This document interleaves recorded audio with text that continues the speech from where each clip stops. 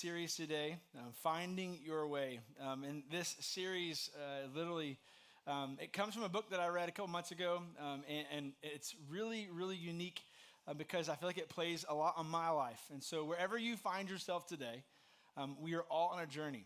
No matter where you are, whether you don't believe in Jesus, maybe you just begin to believe in Jesus, or you've believed in Jesus for a long time, we are all on a journey. And Finding Our Way is a series designed to help us understand where we are on that journey. So this past week I drove to Atlanta, and what's unique is I genuinely love driving. And so if you were to ever ask Jamie if I let her drive, it's not I don't let her drive, it's that I have this way about driving that I just love.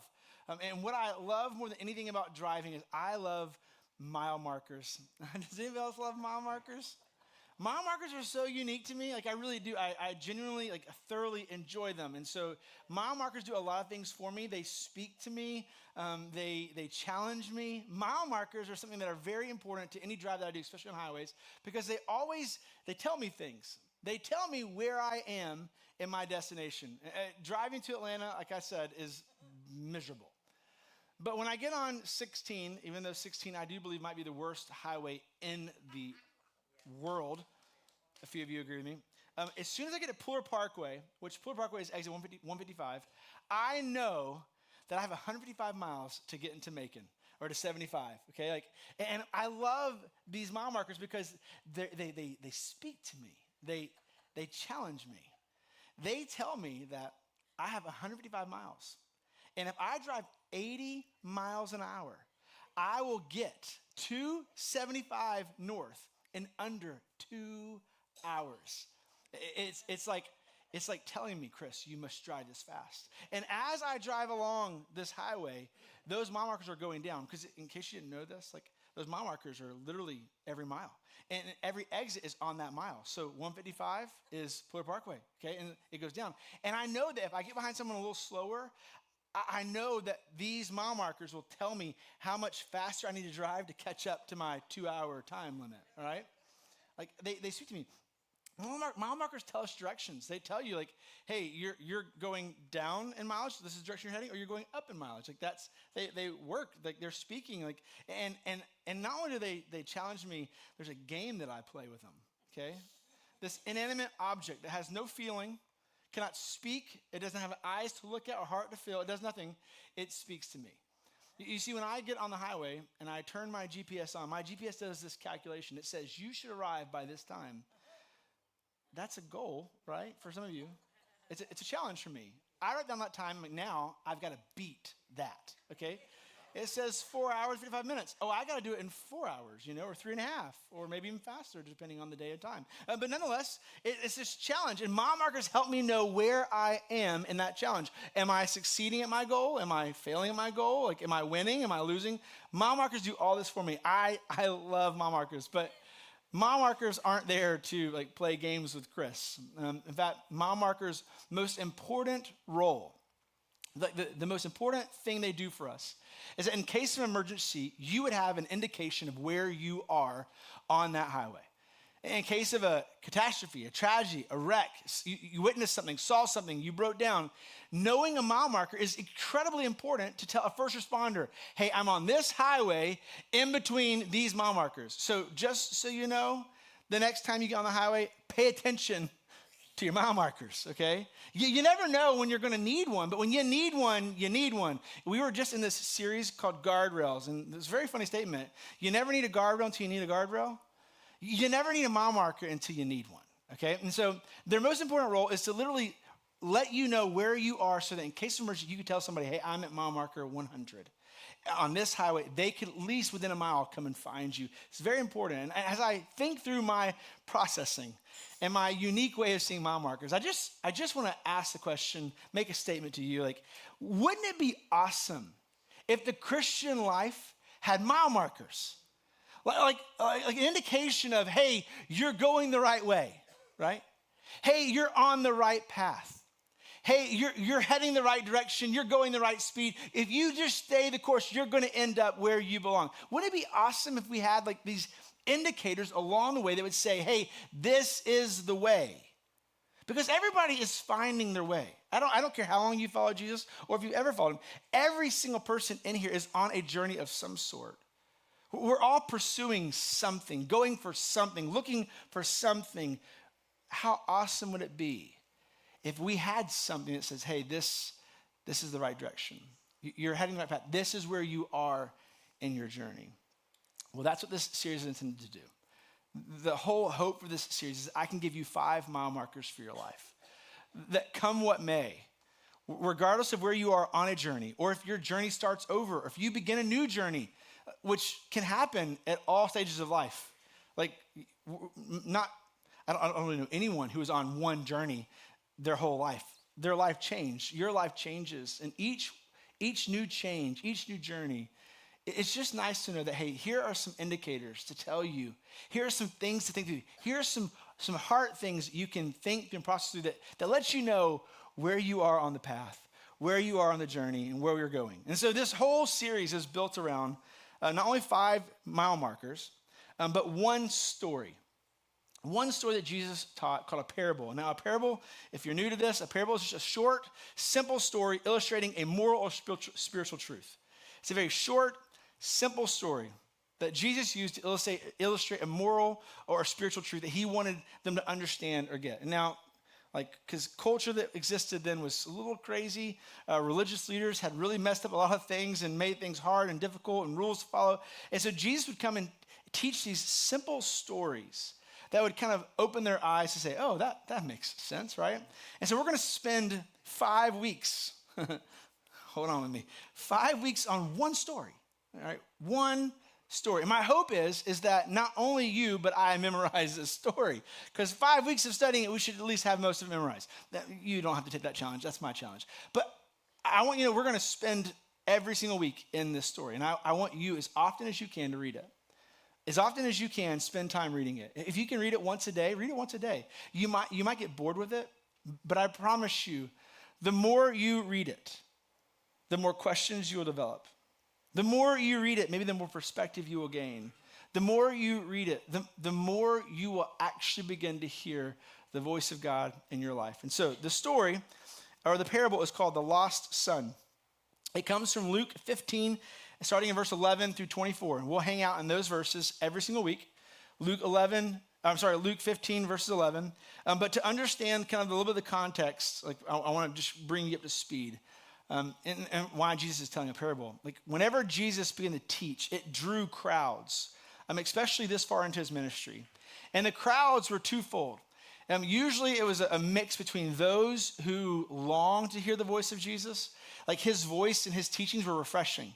They'd heard this stuff for so long, but he was coming and it was kind of like he was countercultural. It was like, wait, that sounds like simple. That sounds like life-giving. And so people who didn't follow Jesus were flocking to him. So you have people who are just interested in learning more about him. You have people who have heard stories of what he's done. He's healed people. Blind can see. People who are acting kind of crazy. Some would say demonic. He's set them free from those things. He's literally changing people's lives. People who had lived one way their whole life have been freed from that.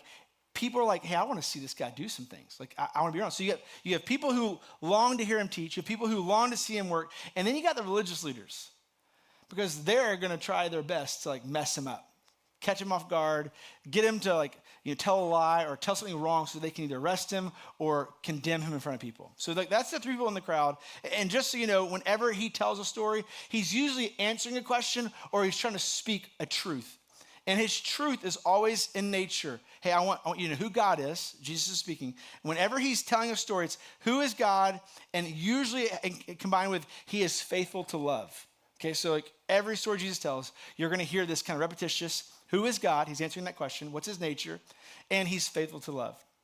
And that's what's happening. So in Luke 15:1, not on your screens, just hang out. It says, tax collectors and other notorious sinners often came to listen to Jesus teach. This made the Pharisees and the teachers of religious law, the religious people, it gave them opportunity to complain that he was associating with such people. They would show up and be like, oh, look who Jesus is hanging out with. He's associating with sinners.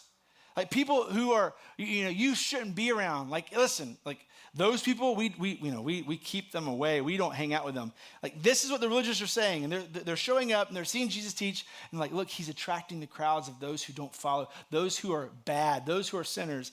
And then he says this, he even sometimes ate with them. So the religious people are like, oh my gosh, look at Jesus. He's spending time with people who he shouldn't be with. People who make mistakes. People who have told lies. People who have maybe fabricated the truth. People who have, maybe done some things they shouldn't have done. Maybe they haven't, listened, or maybe they've said things that hurt people. Maybe they've been hurt themselves. Maybe they're hurting others. Maybe they're living a lifestyle that we don't approve of. Like, all these things. And the religious are saying, look at Jesus spending time with those sinners and even eating with them. And Jesus is like, this is the people I'm coming to spend time with. So that's the heart behind this series. Like, deep within this mile marker, deep within you finding your way on whatever journey you're on, I just want you to constantly ask yourself the question, like, who's in my presence? As I go on this journey, as I follow this path, if I look for these mile markers, who's around me? Because around Jesus was both religious and lost. Both some tried to be saint and sinner. And Jesus was intentionally spending time with those who did not know him, but who were interested in hearing him. Just ask yourself for the next 5 weeks, is there anybody around me on this journey who's wanting to know more about Jesus? Is there anybody around me that is interested in the life that I'm living? Is there anyone around me who I could actually share about what I'm learning or what I'm finding out to be true about Jesus in the Bible? Am I sharing my story? Am I talking about what I'm learning? Am I having conversations about where I'm being challenged? Is there anyone around me on this journey, on this path, that wants to know who Jesus is or what he's about? Chances are, if there's no one around you who wants to know about Jesus, if there's no one around you who is interested in learning about Jesus, if there's no one around who you're talking to about your journey or your experience or your learnings and findings about Jesus, chances are you could be on the wrong path.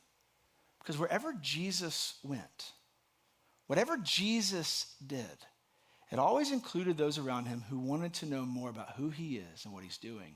So that's the underlying hold. Now that's like, oh, that just sucked the life out of the room. Great. No.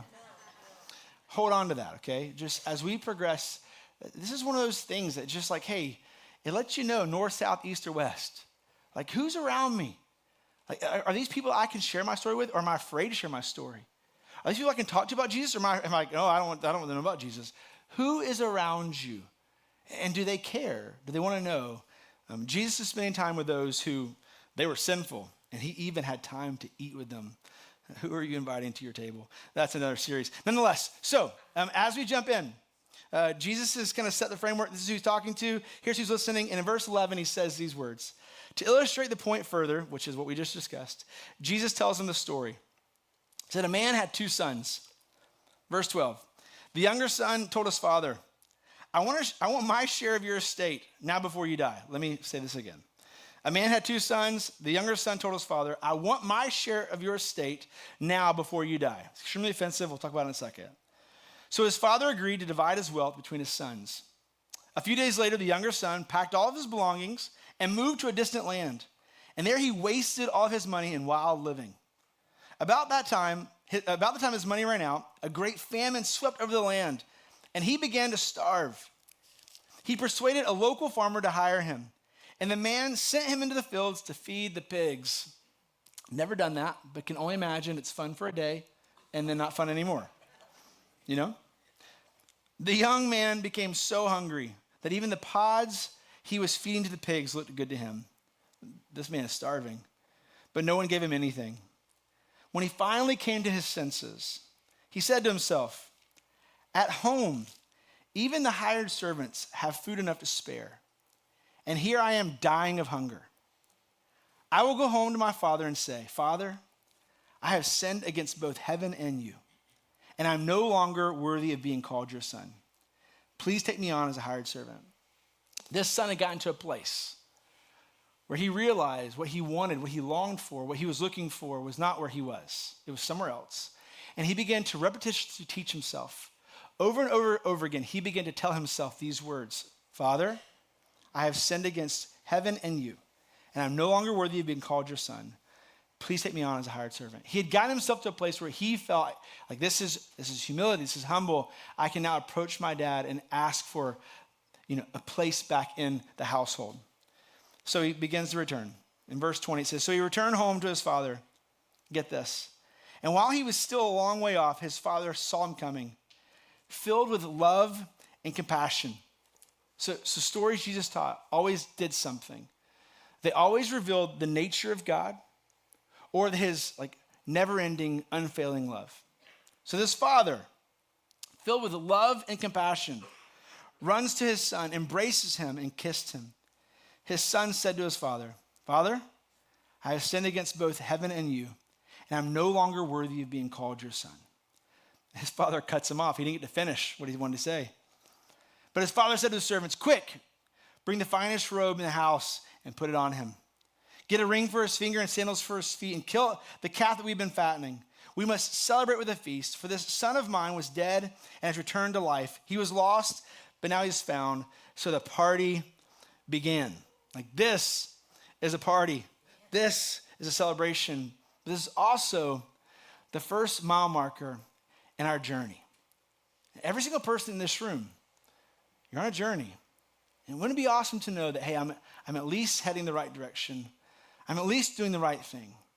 And the first mile marker for this series is this. It's longing. Every single one of us, at some point in our life, have this deep desire, a longing in us. And maybe the longing comes with maybe a phrase. And the phrase could be this: there's got to be more. Whatever you're experiencing, whatever you're doing, whatever you're going through, you find yourself going, man, there's just got to be more to it. There's got to be more than this. There's got to be something beyond this. And this is what this son is actually doing, okay? His statement to his dad in the very beginning, asking for his inheritance, extremely offensive.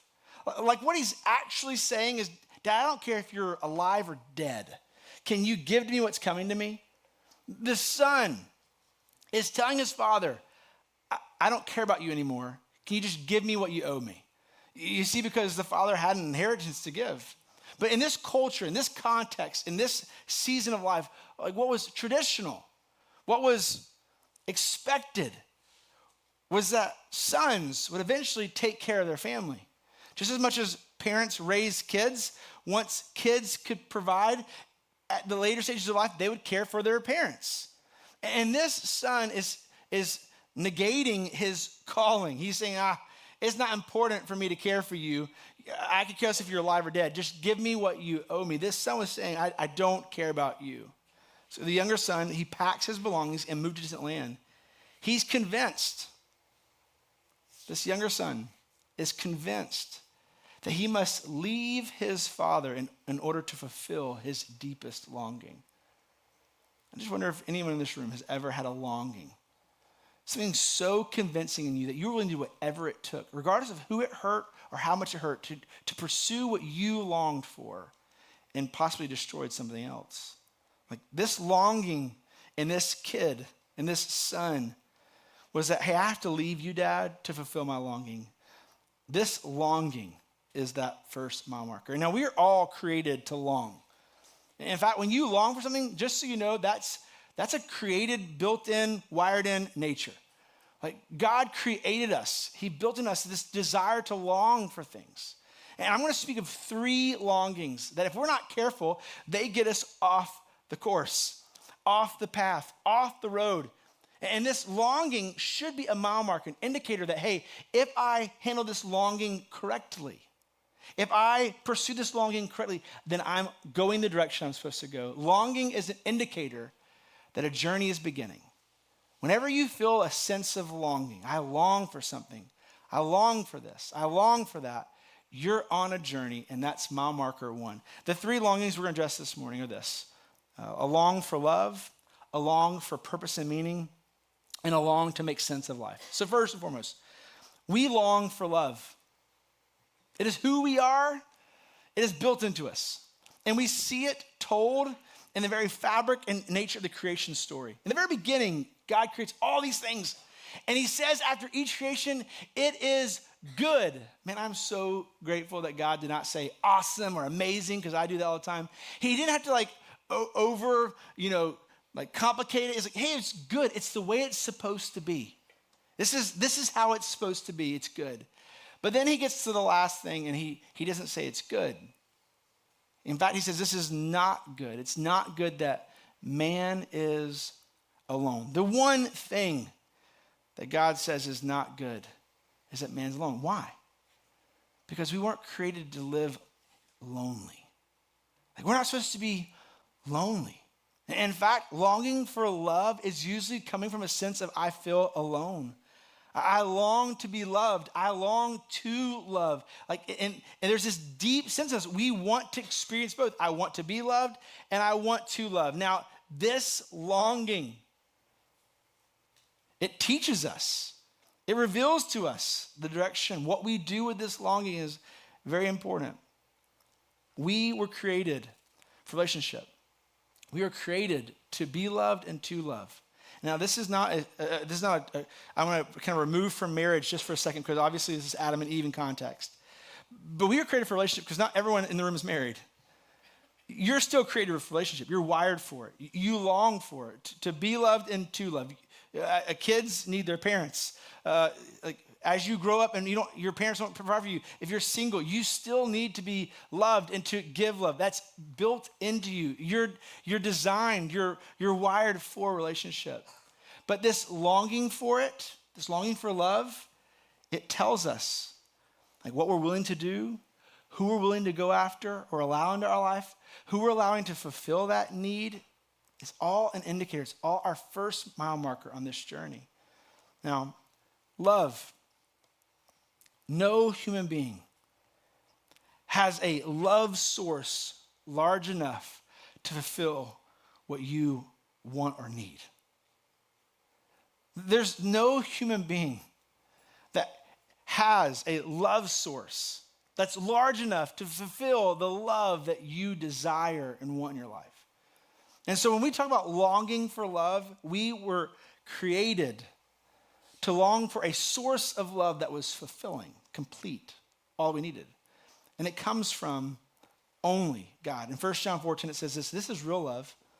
Not that we loved God, but that he loved us and sent his son as a sacrifice to take away our sins. This is what love is. And this is what God displayed. Not that we loved God, but that he first loved us. Where does that source of love that's complete, fulfilling, that meets our every need come from? God. In fact, in 1 John 4, a few verses later in 16, it says this: God is love. That's what he is. That's who he is.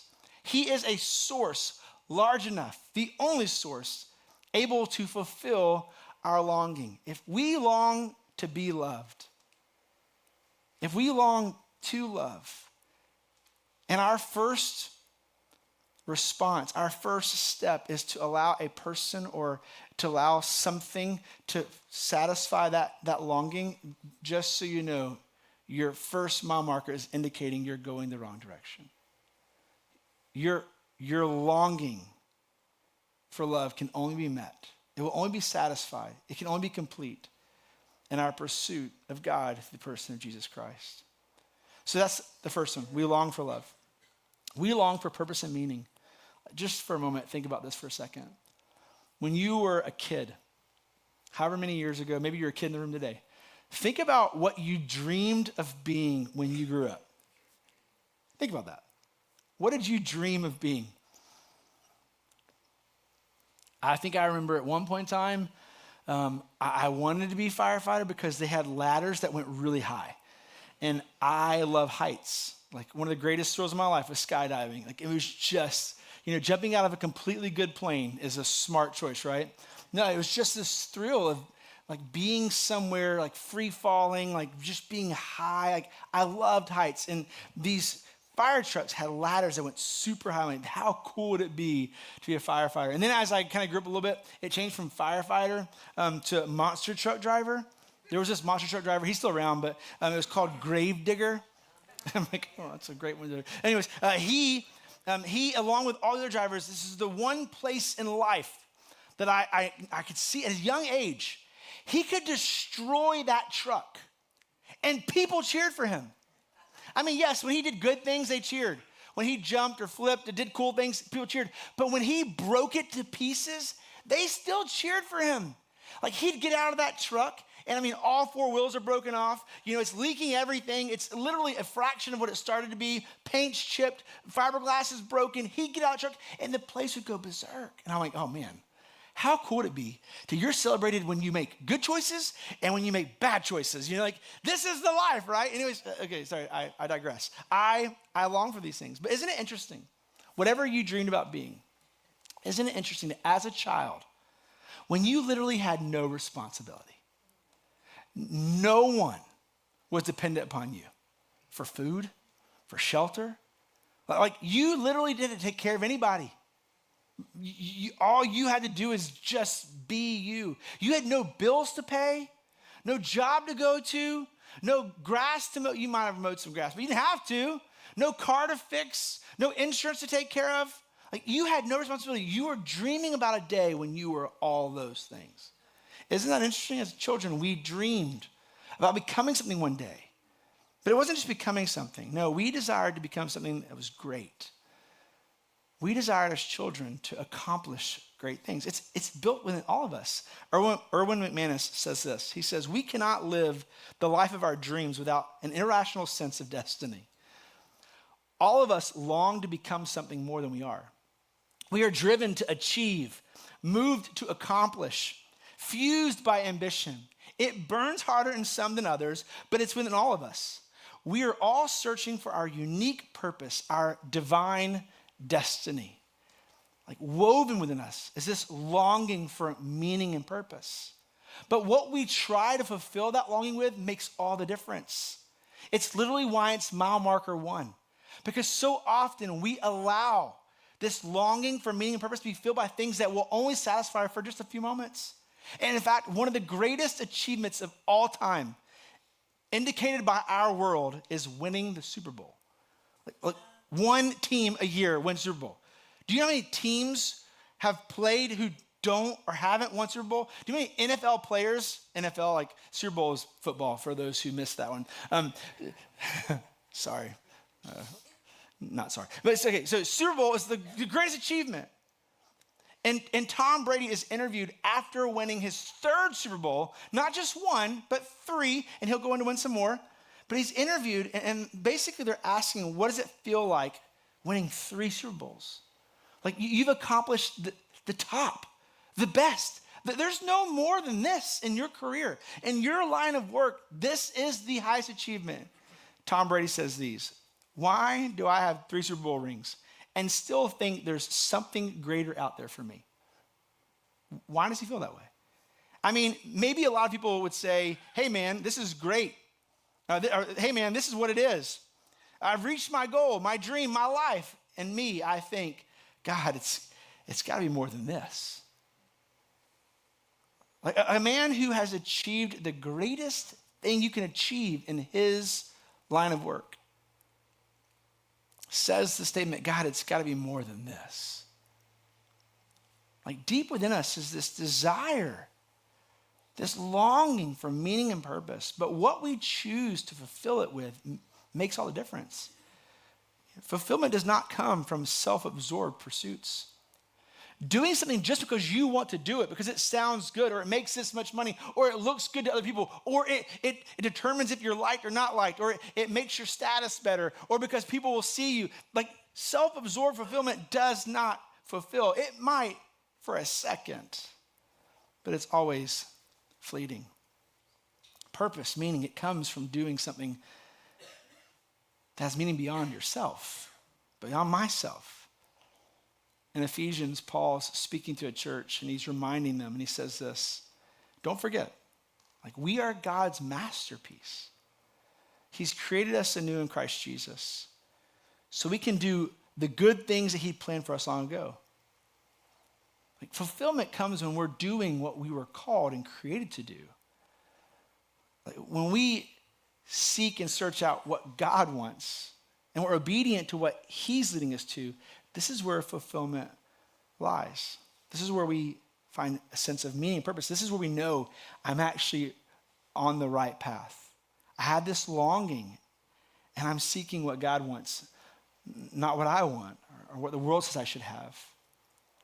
This lost son, in the very beginning of the story, this person Jesus is speaking about, like, he chose wild living to be his goal. Like, he was like, hey, I believe my way is better. I'm just going to go off and I'm going to choose this life. But what my dad's created, what this is not for me. There's got to be more. And I'm going to go pursue what I want. And I'm going to do what I want to do, and no one can tell me different. It's going to be amazing. Can you imagine him living up that? I mean, it'd be like the equivalent of us, like, I'm going to go to Nashville and live my dreams. I'm not saying that's a bad thing. Don't hear me like if you're like trying to do that. All right, I'm going to go to Vegas and make millions, right? Who hasn't said that before? That's the equivalent. He's like, man, I'm going to go do what I want, and it's going to be amazing. I'm going to be free. No one can tell me what to do, and I'll spend my money how I want to and do what I want, and I'm going to live my dream. And how did it end up for him? In the end, he found that his lifestyle was extremely empty. And one hardship brought him to his knees. It wasn't what he expected it to be. He chose to fulfill his longing with what he wanted, with his dream, with his ambition, and it left him with nothing. The last longing is probably the hardest to address, and I'll address this more in a few weeks, but we long to make sense of life. Like, deep within each of us is this desire to understand. Like, we want to know why, how. I have a 7-year-old right now who will not stop with why questions. Dad, why does the car go? I push the gas pedal. How does that work? I push it. Yeah, but how does it make you go? Oh, Lord. I don't know. I push it and it goes, Dad, why is it cold out today? Why is it not hot? It's summer, right? The weather pattern. Yeah, but why? What changed? Gosh. Hey, Dad, why is it going to go dark on Monday? Well, there's an eclipse. Yeah, what's an eclipse? It's when the moon, why is the moon moving? Gravity? I forgot. Why? Dad, why do we have to run the dishwasher? Dad, why do we have to eat on paper plates? Dad, why do we have forks? Dad, why are you on your computer? Dad, can I play on your computer? Why can't I play on your computer, Dad? Dad, why can't I use your phone? Oh my gosh. I quit. I'm done. I'm out of words today. Because deep within his nature, he's wired to make sense of what he sees. Every single one of us. Whether or not you ask a billion questions, like one of my children, there's this longing in you that just seeks to understand. And as we get older, it moves beyond the simplicity of, why is the sky blue? To more complicated questions. God, why did you let that happen? God, if you love me, then why didn't you stop him from hurting me? God, if you say you listen, then why didn't you answer my request to heal this person? God, if you're good, then why is so much bad happening? You see, there's this longing in us to make sense of things, to understand. And most people, not all, but most people, when it comes to God in general, this is the place where their journey towards him stops. Again, this is why it's mile marker 1. When you get to this place where you long to understand something so deeply complicated, so deeply rooted in emotion or hurt or pain, we usually get here and because I can't understand you, God, you must not be who you say you are. Because I can't kind of make it a practical wisdom understanding, because I can't fathom why, or because you just don't seem like I think you should seem, we usually at this mile marker, like, I ain't getting on this journey. I'm going somewhere else. But I need you to know that if you've ever asked one of those questions, if you would choose to sit with it for a little bit, if you would choose at that mile marker, that longing to understand, that longing to have a sense of life, that longing to have and to know meaning and purpose, that longing to have and to love. When you get to that longing desire, instead of just running off and choosing what you want to do or seeking to fulfill as quick as you can, if you would just sit with it for a moment and maybe talk to a small group or a trusted friend, I have this longing in me. Like, why didn't God do this? If God says he listens, then why don't I feel like he hears me? If we would just stay in that for a moment, and instead of turning and running or choosing a different path, if we would just hang out, what we might realize is that God is taking us on the right direction, on the right journey. If you're here this morning and you ever longed for something, and you just wanted to know, are you here, God? Do you really love me? Can I be loved based on what I've done? God, do you have a purpose for me? Look, I've destroyed everything. Can I still have meaning? Can you still use me? Like, if you'll just hang right there, God, everything I've done has failed. And if you're good, then why would you let all this bad happen? If you, instead of running, if you would just chill for a moment and invite someone into that conversation, a trusted friend, a follower of Jesus, what you might realize is that you're on the right path. You're at the first mile marker on a journey towards the home that you long to be, the place that you were created to exist, and the purpose to who you are and the meaning of your life is the direction you're going. But it's the first and possibly the hardest one to embrace. So, my hope for this series, as I stir some questions, maybe some thoughts, my hope is that at each end, I'm going to give you 2 practical steps, 2 like weekly applications. Some could call it homework, but that's so negative and boring. 2 things I want you to try. Like, I believe faith is to be practiced. So this is two ways in order to practice your faith that I believe are very tangible, but you determine that. I'm going to give you 2 things to do this week, and each week we'll do that. And it's just for you. It's a gauge for you to help you on this journey, to indicate those mile markers on the way. Like, hey, is there a longing in my heart? And the first of the weekly task is a prayer. I want you to pray a prayer every single day. 1 prayer. I mean, you can make it longer. You can add to it. You can pray the same prayer all day long. But I believe this. The Bible teaches us if we seek, we'll find him. If we knock, he'll open the door. It says if we call to him, he'll answer us. Like he's always like, hey, come to me, and I will give you what you need. I'll be there. So if we start seeking him, maybe we will start finding him. So the prayer is simple. I want you to pray this every single day, maybe all throughout the day. God, make yourself real to me. Allow me to see where you are missing in my life. Very simple prayer. God, make yourself real to me. Allow me to see where you are missing in my life all throughout the day. I mean, wherever you are, if you pray for dinner, pray this for dinner. Like, don't pray for that unhealthy meal to become healthy. It won't happen. I've done it my whole life. Those donuts are not healthy still. Pray, God, make yourself real to me. Allow me to see where you are missing in my life.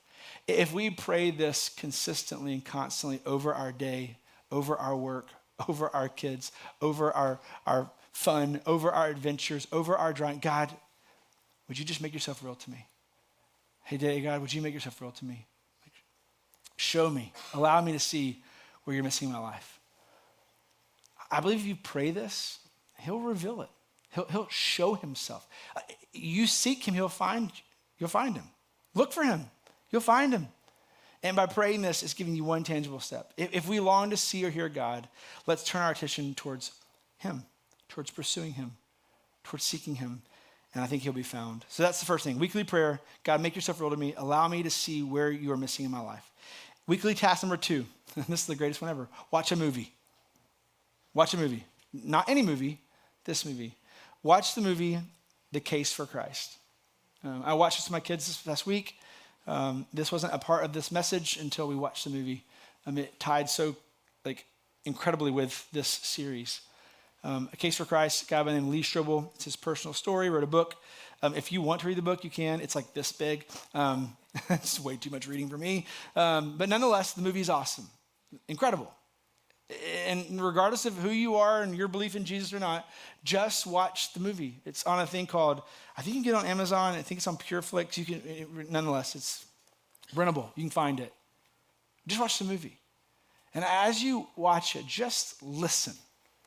Like, just think, ponder. Like, who am I in this story? Because what you're going to find is there's somebody longing for something. They're longing passionately for something. And in their longing, in their pursuit, and they find something that's incredible. It changes their world forever. It changes their life. It changes the generations to come. But you get to see firsthand what it looks like to long for something. And maybe, just maybe, it opens your eyes to places you've longed. Watch the movie. Pray the prayer. Those are your two things. And then come back next week as we continue and look at mile marker number 2. Let me pray for you. Jesus, thanks for the day. Thanks for the truth that you teach. Thanks for the words that you give us and the stories you tell. And God, as we look at this story of a son who longed for meaning and purpose, who longed for his way, thought his way was better, and believed that fulfillment, that the life that he wanted was apart from his father. God, would you remind us as we take this journey that apart from you, we're nothing. That God, you are our everything, our source. That you provide a love that's complete and fulfilling. That you provide meaning and purpose that brings us peace and joy. And God, you're able to sit with us as we process, as we ponder, as we reflect on the hard questions, as we seek to understand our world, our life, and what's happening around us. God, I pray that you would be what we seek, and that this desire in us, this longing in us would indicate that we're on a journey, and that as we seek you, we realize we're heading the right direction. As we look to you to answer, God, this is the way that you want us to go. Help us take these tangible steps to pray and to watch a simple movie, God. Help them kind of ignite us, or maybe give us the desire to take this journey and go past mile marker 1 on to mile marker number 2, 3, 4, and 5. We love you, Jesus. We're grateful for what you're doing. In your name I pray. Amen. Love you guys. We'll see you next week. You're dismissed.